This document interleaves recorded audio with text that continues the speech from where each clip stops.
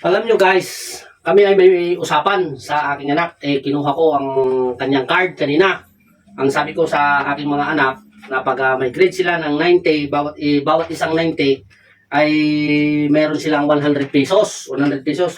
Ako'y lugi dito sa maliit. Halos ma-perfect na. Halos ma-perfect na ang 90 sa subject niya. 12 ang ano niya, 12 ang subject niya, ang nakuha niyang 90 ay 11. Kaya nakakatuwa naman at nakaka-proud sa magulang na sila ay nag-aaral ng mabuti. Natutuwa rin naman ako at bilang ganti at sila din ay may award din sa akin. Yan, ganito. Ang 90 nito ay bali 11. Kaya bawat 90, 100. Ayan. Ha? 1, 2, 3, 4, 5, 6, 7, 8, 9, 10, 11. Oh, yan guys.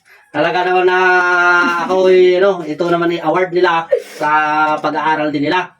Ganito din ang gagawin ninyo mga ka-idol.